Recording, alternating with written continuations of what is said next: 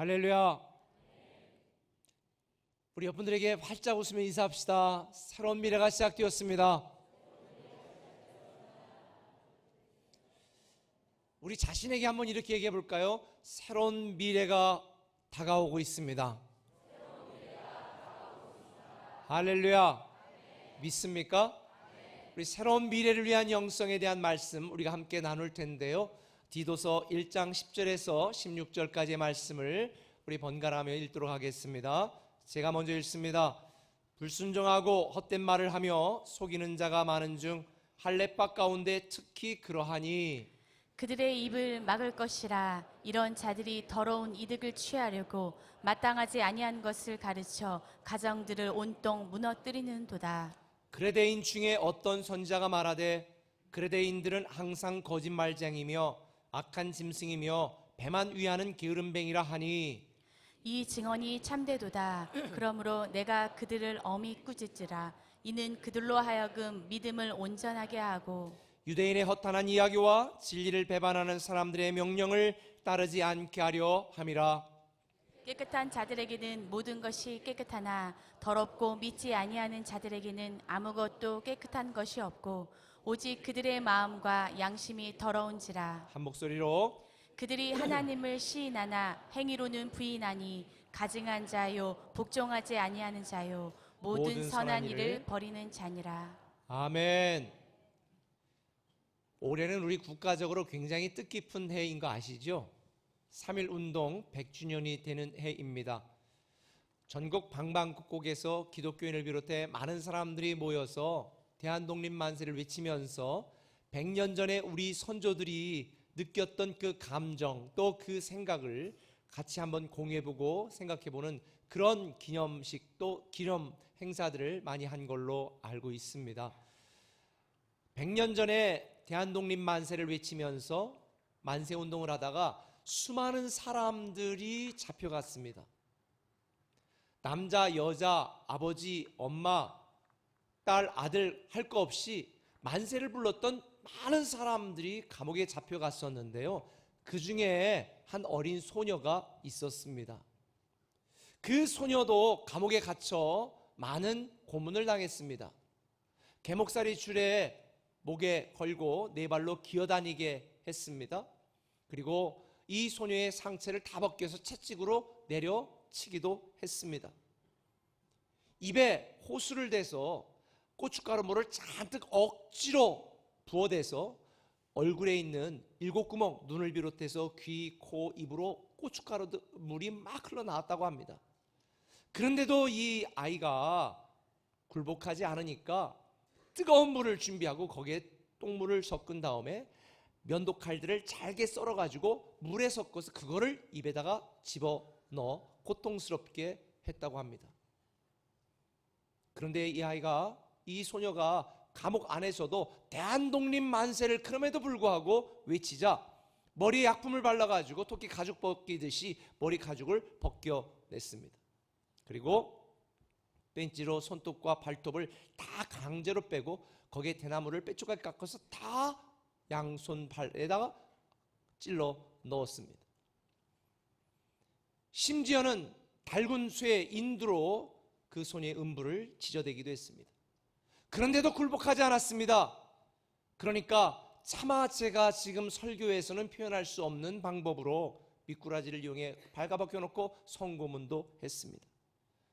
사람이 간신히 들어갈 수 있는 조그만 상자 밑에다가 대못을 박아놓고 그 안에 굶겨 3일 동안 가둬놓기도 했습니다. 그런데도 굴복하지 않고 그런데도 반항하니까 날카로운 면도칼로 코와 귀를 다 잘라내었습니다. 그리고 나중에는 감옥에 갇힌 사람들 앞에서 이 소녀의 양쪽 가슴을 유두를 다 칼로 도려냈습니다. 참혹한 고문을 견디지 못하고 결국 사망했던 이 소녀, 일주일 뒤에 목사님이 이 소녀의 시신을 찾으러 갔을 때 시신은 6토막이 나 있었고 자궁과 방광은 처참하게 파열되었습니다. 여러분도 짐작하셨겠지만 이 소녀는 3.1 만세 운동의 주역으로 올해 훈장을 격상에서 받은 유관순 열사에 대한 이야기입니다. 제가 이 유관순 열사 감옥에 찍은 이 사진을 보면서 참 마음이 뭉클했는데요. 우리 한국은행에서 5만 원권 이 지폐 또 10만 원권 이 지폐를 만들려고 누구 초상화를 넣을 것인가 상의하다가 유관순 여사를 1순위로 놓고 논의하다가 결국 넣지 않은 이유가 감옥에 있어서 이렇게 부은 얼굴로 된 초상화밖에 사진이 없어서 이 초상화는 화폐에 사용하기가 너무 마땅치 않다는 결론으로 사용하지 않았다는 인터넷 기사를 제가 읽어보았습니다. 그런데 대체 어떻게 이 17살에 잡혀갔던 이 유관순 여사가 이렇게 어린 소녀임에도 불구하고 반항하고 조국을 위해 기꺼이 죽음을 두려워하지 않고 항거할 수 있었을까? 그 배후에는 이 유관순을 믿음으로 키워낸 사에리시 선교사가 있었습니다. 공주혁명고등학교의 전신인 명선여학당을 세웠던 이 앨리스 선교사님, 샤프 앨리스 미국명, 어린 유관순을 집에서 2년 동안이나 데리고 살면서 유관순에게 믿음으로 사는 방법, 오라 오라 예수께 오라 이 찬양을 즐겨 부르면서 믿음으로 키웠습니다. 그리고 부활에 대하여 영생에 대해서 가르쳤습니다. 그러니 이 유관순에게는 죽음이 두렵지 않았습니다. 영생에 대한 소망을 가졌던 유관순, 그리고 나라를 사랑하는 이 애국심에 대하여 사에리시 선교사에게 배웠던 이 유관순은 공주혁명고등학교의 전신인 명선여학당에서 2년을 수료한 뒤에 머리가 좋고 너무 똑똑하니까 이화학당의 3년 교비장학생으로 편입하여 서울로 가게 되어지고 그곳에 있은 지 얼마 되지 않아 아우네 장터에서 만세운동을 주도하다가 비참하게 순국하게 된 것입니다. 저는 이 3.1절을 맞이해서 근대 조선의 역사를 좀 살펴보고 공부하다가 큰 감동과 도전을 받았습니다. 당시 조선에는요 기독교인 인구가 1.2%에 불과했습니다. 그런데 감옥에 만세운동을 하다가 감옥에 갇혔던 사람들 중에 20%가 넘는 사람들이 기독교인이었습니다. 기독교 인구가 1.2%에 불과했는데 만세운동을 하다가 감옥에 갇힌 사람들이 20%가 넘는 사람이 기독교인이었습니다. 알다시피 독립선언서를 낭독한 33인 중에 16명이 목사와 장로들 기독교 지도자들이었습니다. 대체 어떻게 극소수의 기독교인들이 한국의 해방과 조국의 독립을 위하여 이렇게 많은 기여와 지도적인 역할을 감당할 수 있었을까? 저는 이들의 삶을 통해 믿음은 행동이고 행동이 믿음이다 라는 것을 배우게 되었습니다. 이게 영성인 것입니다. 야고보 사도는 말합니다. 행함이 없는 믿음은 죽은 믿음이다. 가증스러운 것이다. 오늘날 한국 기독교가 사람들에게 무너지고 사람들에게 비판을 받는 이유가 뭘까요? 교회 안에 영성이 사라졌습니다. 제가 지난주 마가복음 강의 말씀을 맞추면서 마가복음의 시장 1장 15절에는 복음을 믿으라로 시작해서 마가복음의 끝 16장 15절은 복음을 전하라로 마무리 짓는다고 말씀을 드렸습니다. 복음을 믿는 것에서 시작하여 복음을 전하는 행동하는 것으로 끝낸 것입니다. 당시 이 말씀을 들었던 수많은 성도들이 복음을 믿었고 복음을 전하기 위하여 각지로 흩어져 교회들을 세우게 되었습니다. 제가 계속 강조하는 것처럼 믿음은 알면서 끝나는 것이 아니라 삶으로 이어지는 것이고 믿음은 내 지식에 머무는 것이 아니라 존재로 살아내는 것입니다. 이게 바로 예수님이 우리에게 가르쳐준 영성입니다. 어떤 분들은 영성을 산속 기도원에서 홀로 고고하게 기도하는 것을 영성이라고 생각합니다. 그러나 영성은 힘들고 지치고 치열한 우리의 삶의 현장 가운데에 우리가 듣고 배운 말씀대로 살아내려는 영적인 최선이 진짜 영성입니다. 결국 영성이라고 하는 것은 교회 안에서 발견하기는 너무 쉽지 않습니다. 진짜 영성은 여러분의 삶의 환경과 삶의 현장 속에서 발견할 수 있어야 되는 것입니다. 영성은 교회 안에 있는 게 아닙니다. 우리의 삶의 현장 속에 있는 것입니다. 이미 시작된 새로운 미래, 우리가 이 새로운 미래의 축복을 누리기를 원한다면 우리는 이런 새로운 미래를 위한 영성으로 살아내야 되는 것입니다. 할렐루야. 오늘 본문에 소개되는 이야기가 바로 이런 이야기입니다. 복음을 들고 각지로 나갔던 사람들에 의하여 세워진 교회 중에 하나가 그레데 교회였습니다. 그런데 이 그레데 교회 안에는 많은 영적인 문제들이 있었습니다. 사람들이 오늘날 교회가 문제라고 말하는데요, 오늘날 교회만 문제가 있는 게 아니에요. 사실은 초대교회부터 지금까지 많은 문제가 있었습니다. 왜? 교회는 그리스도의 몸이라 교회가 분열되고 교회가 무너지고 교회가 타락해야 사단이 승리하기 때문에 결국 이 세상의 싸움은 교회와 사단과의 싸움입니다. 그러니 교회 안에 많은 문제가 있을 수밖에 없습니다. 그래서 바울은 그레데 교회를 세우고 다른 곳으로 복음을 전하러 가기 위하여 이 그레데 교회를 디도에게 맡겨놓고 어떻게 관리하고 어떻게 가르치고 어떻게 행정해야 될 것인지를 가르쳐주는 것이 바로 이 디도서, 우리가 읽은 오늘 본문의 내용입니다. 13절에 보니까 이렇게 말합니다. 그들로 하여금 믿음을 온전하게 하고, 믿음을 온전하게 한다는 말은 건강하게 만든다는 거예요. 건강하지 못한 교회, 건강하지 못한 믿음으로 살아가고 있는 이 그레데 교회 성도들에게 온전한 건강한 영성, 건강한 믿음을 지키고 소유하도록 당부하는 것입니다. 사실 어떤 분들은 오늘날 교회가 많은 문제라고 말하고 교회가 더욱더 많은 문제에 처했다고 주장하는데 맞는 말입니다. 옛날에는요, 지역적으로 교통수단이 원활하지 않고 이 통신수단이 원활하지 않았기 때문에 그냥 주구장창 죽으나 사나 자기 교회 목사님 설교만 들었어야 돼요. 그러니까 자기 교회 목사님 설교가 제일인 줄 알았습니다. 그러니까 그 목사님이 잘못 가르치고 문제가 있는 목사면 그 교회는 진짜 다 망하는 겁니다. 주님의 말씀처럼 소경이 소경을 인도하는 것이었으니까. 그래서 가장 복 중에 하나가 좋은 목사 만나는 게 옛날에는 복이었습니다. 근데 요즘은 그렇지 않아요. 통신, 이동수단이 발달하다 보니까 여러분이 제 설교만 듣습니까? 딱 가서 TV를 끄면 기라상 같은 목사님들의 설교가 유튜브를 통해서, TV를 통해서, 라디오를 통해서 막 쫙 세상에 먼지처럼 흔한 게 요즘 목사님 설교와 가르침 아니겠어요? 그런데 제가 우리 교회에서 허락 없이, 교회 허락 없이 외부에 성경 공부를 하거나 가르침을 받는 일을 절제시키는 이유가 바로 여기 있습니다. 내 양은 제가 지켜야 됩니다. 근데 목자의 음성을 듣지 않는 양은 내가 책임질 필요가 없는 넘의 양입니다. 근데 오늘 많은 성도들이 유튜브를 통해서, 인터넷을 통해서 검증되지 않은 주장을 하는 사람들의 이야기를 듣고 또 그걸 목장에 나눈 분들도 있습니다. 공식적인 목장이나 교회 모임에서는 우리 교회 외에 다른 분들의 세미나나 설교를 나누지 않기를 바랍니다. 만약 여러분이 다른 곳에서, 교회 밖에서 성경 공부를 하거나 나누기를 원한다면, 교회 배우기를 원한다면 교회 허락을 받으시기를 바랍니다. 그리고 그것이 검증된 것인지 확인을 해주면 그때 배울 수 있습니다. 그때 가서 들을 수 있습니다. 다 여러분을 위한 것입니다. 우리 꿈의 교회 10대 목표가 무엇입니까? 사람을 살리고 고치고 키우고 세우고 보내는 일입니다.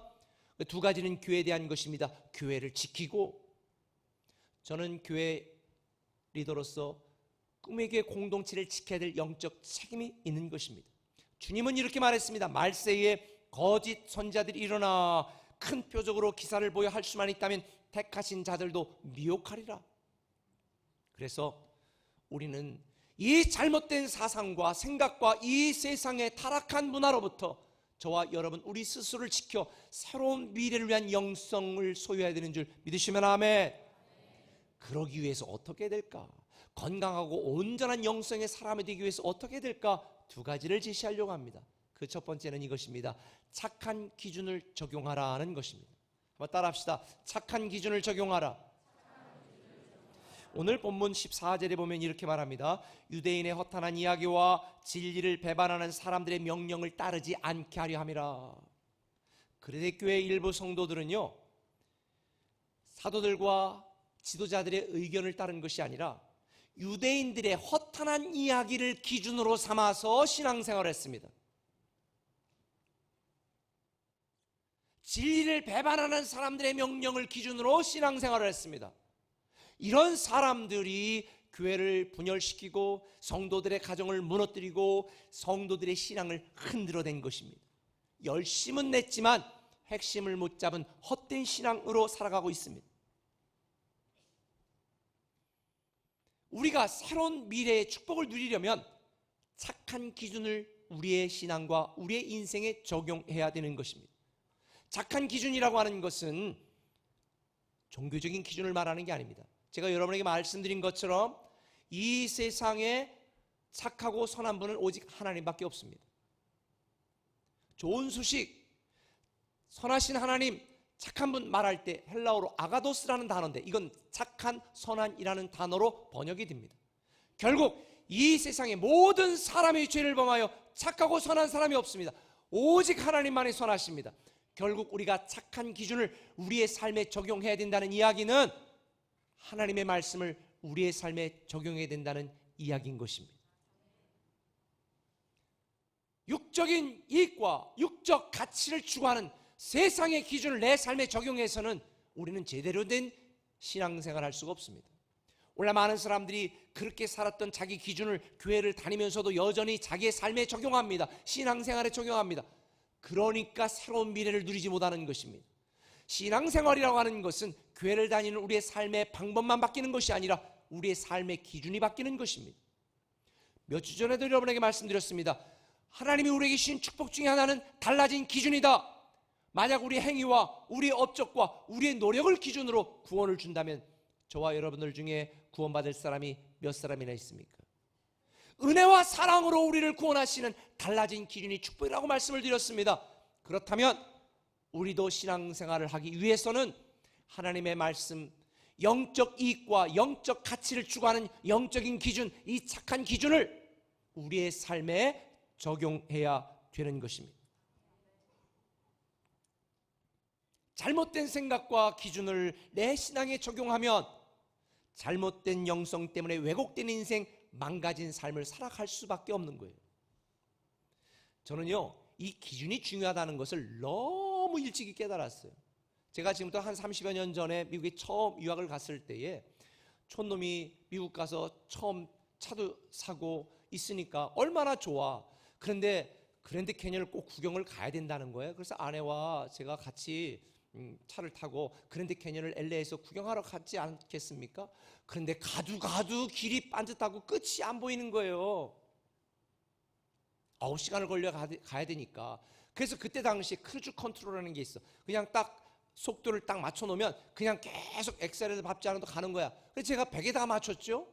한국에 100km까지 가니까 100에다 딱 맞추고 한참 가는데 차도 없어. 룰루랄라 가는데 갑자기 뒤에 경찰이 딱 왔어. 잡은 거. 너 큰일 났다. 너 지금 굉장한 과속을 했다. 왜요? 나 100에다 놓고 달렸는데.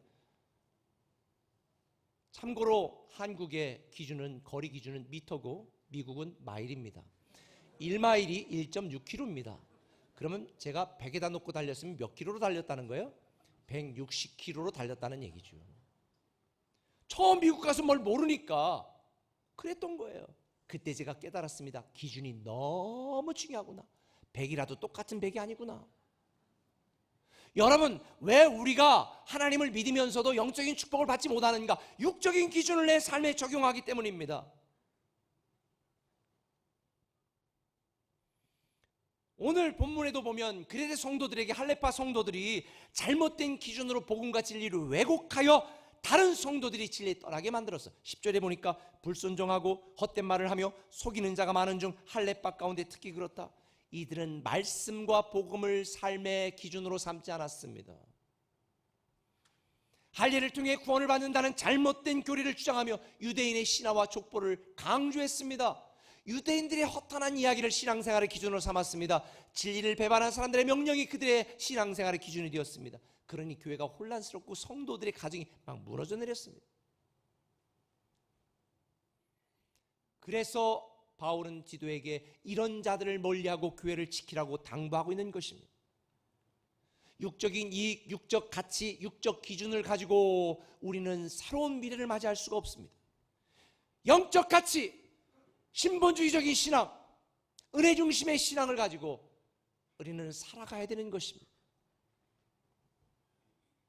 내 이익을 위하고 사람의 평가와 세상의 가치를 추구하는 육적 기준을 여러분의 신앙에 적용하지 마세요.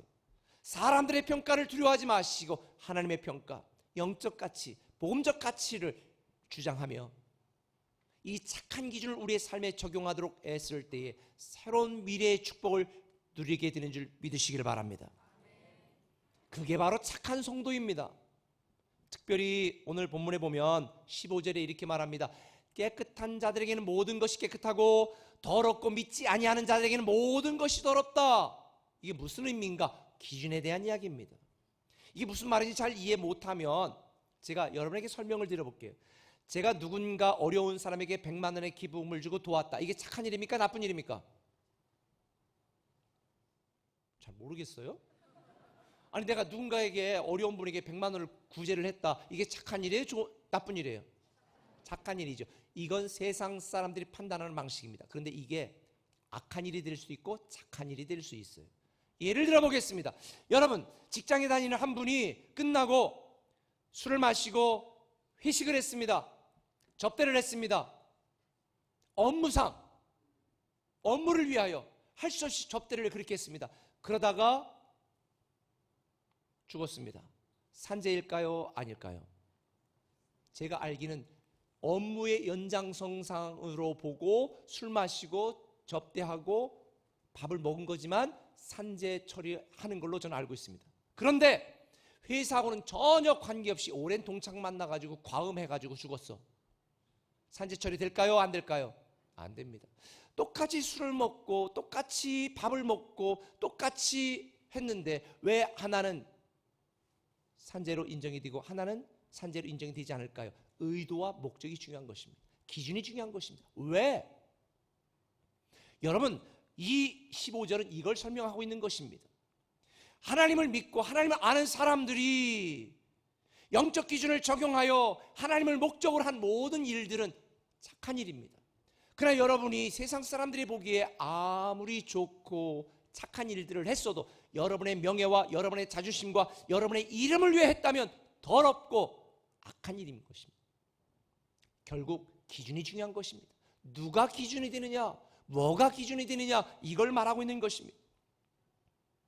영적 가치를 추구하며 영적 기준을 적용하는 자들에게는 모든 것이 깨끗한 것이요, 나의 이익, 나의 명예, 나의 가치, 육적인 기준을 적용한 사람들에게는 모든 것이 더러운 것이다. 이게 기준에 대한 문제가 오늘 우리에게 주시는 하나님의 말씀입니다. 착한 기준은 율법이나 행위에서 시작되는 게 아닙니다. 은혜와 사랑에서 시작되는 것입니다. 저는 여러분이 착한 기준을 적용하며 살아가는 착한 성도 되시기를 예수님의 이름으로 축원합니다. 근데 이렇게 사는 게 참 쉽지는 않아요. 근데 여러분 이거 아세요?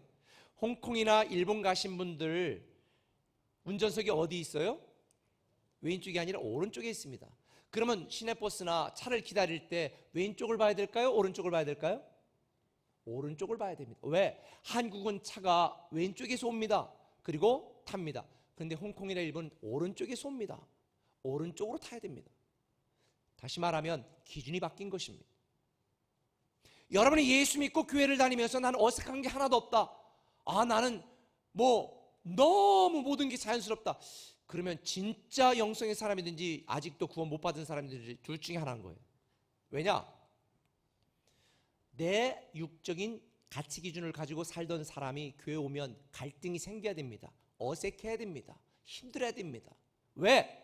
하다못해 운전석이 오른쪽이냐 왼쪽에 있는 거에 따라도 타는 방식이 바뀌고, 언젠가 홍콩 갔다 이제 죽을 뻔했어요. 왼쪽 보고 가는데 오른쪽에 차가 확 지나가는 거예요. 그래서 성경에 보면 우리에게 매일 RT를 하고 경건의 훈련을 하고 기도 훈련을 하고 말씀 훈련하라고 말하는 이유가 여기 있는 거예요.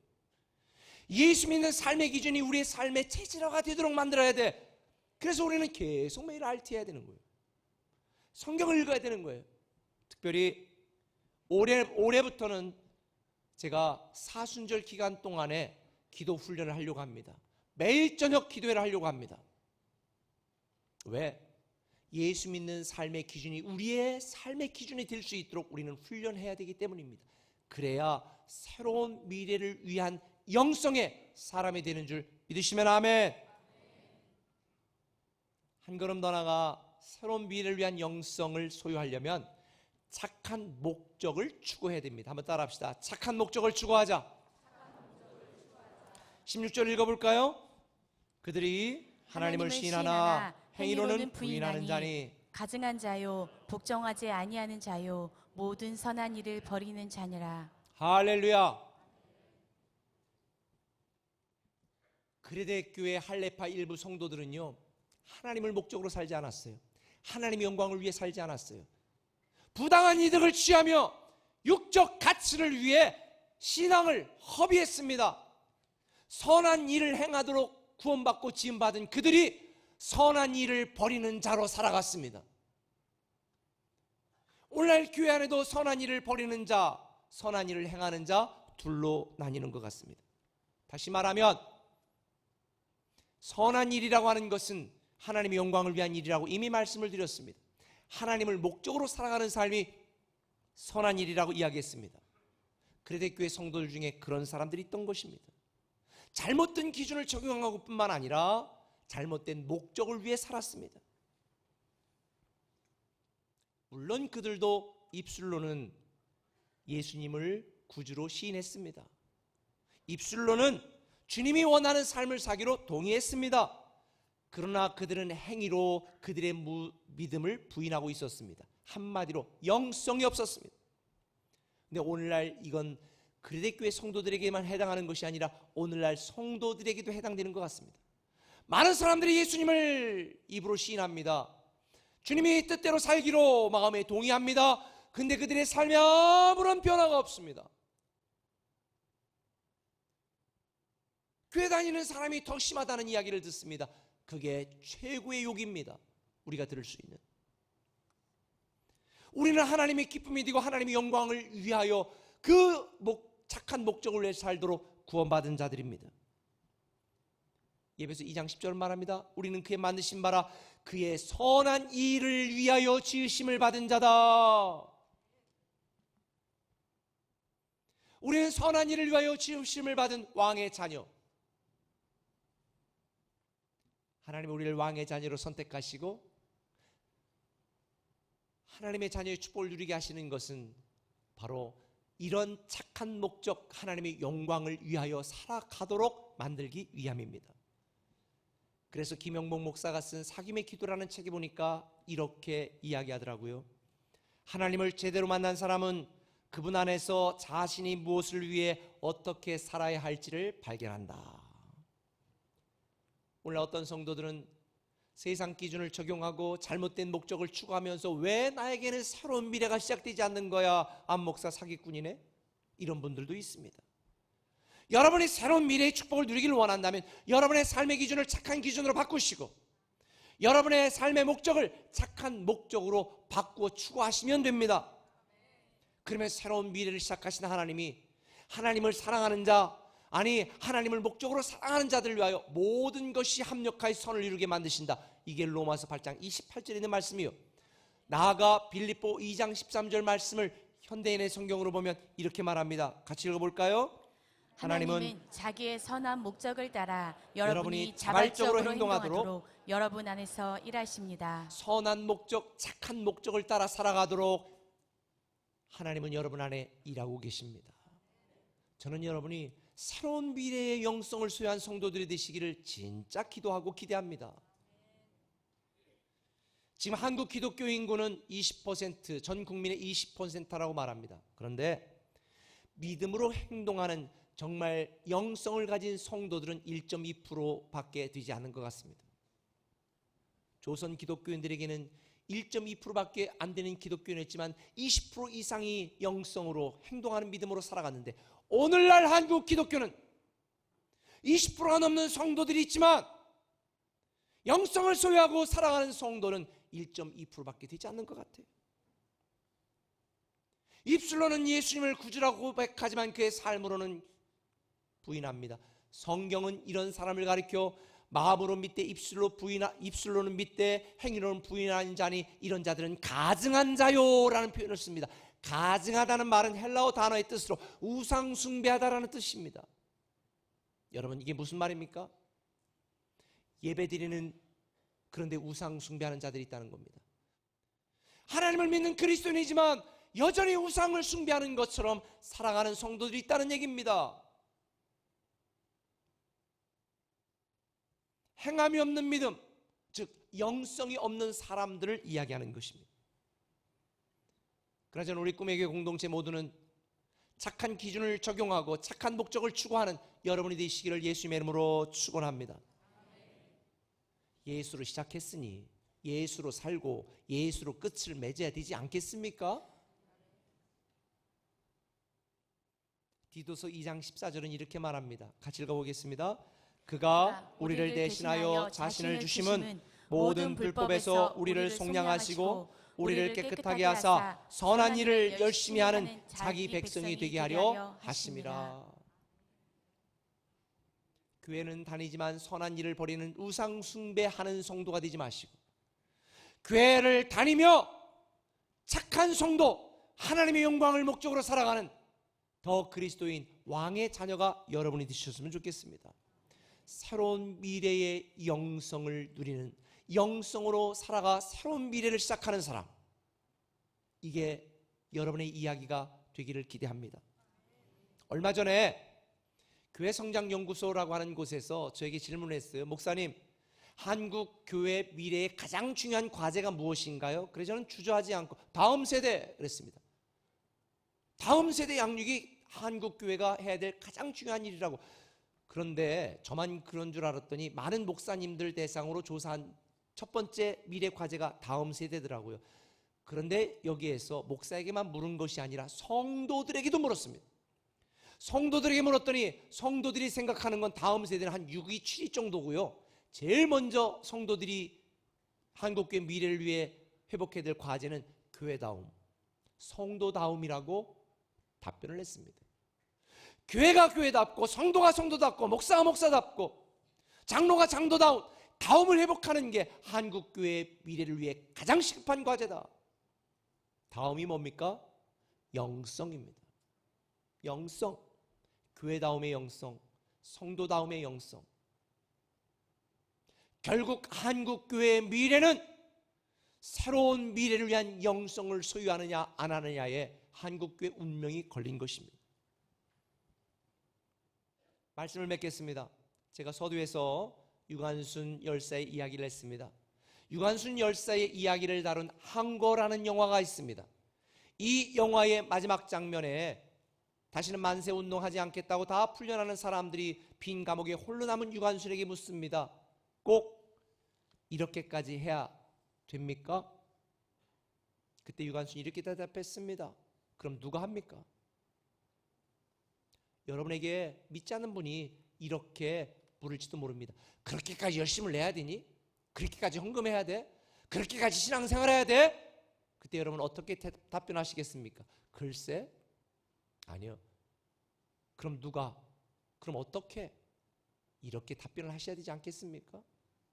이 한국 사회, 한국 미래, 아니 교회, 아니 여러분 자신을 책임질 수 있는 유일한 사람은 바로 새로운 미래의 영성으로 살기를 결심하는 여러분 자신입니다. 제가 지난주 새로운 미래를 위한 질문 2가지를 드렸었습니다. 누구로 살아야 되는가? 부활의 능력으로 살아가는 내가 되자. 어떻게 살아야 되는가? 나만을 위해 살지 말고 복음적 가치를 드러내는 나로 살아가자라고 말했습니다. 오늘 다시 질문을 던지겠습니다. 여러분은 어떻게 살고 누구로 살아가겠습니까? 착한 기준을 적용하는 나로 살고 착한 목적을 추구하는 나로 살아가는 여러분이 되시기를 예수님의 이름으로 축원합니다. 새로운 미래의 주인공 바로 여러분입니다. 기도하겠습니다.